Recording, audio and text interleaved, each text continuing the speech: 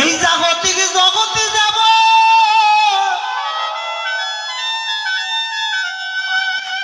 ওই ডক্টরের কাছে গেলে পরীক্ষা নিরীক্ষা করিবার পরে ঔষধে দেয়। এই যে দয়ার ভগবান বাবা তার ওই ভক্তকে নানাভাবে পরীক্ষা করে দেয়। হয়তো অকালে করে দেয় সন্তান হারা,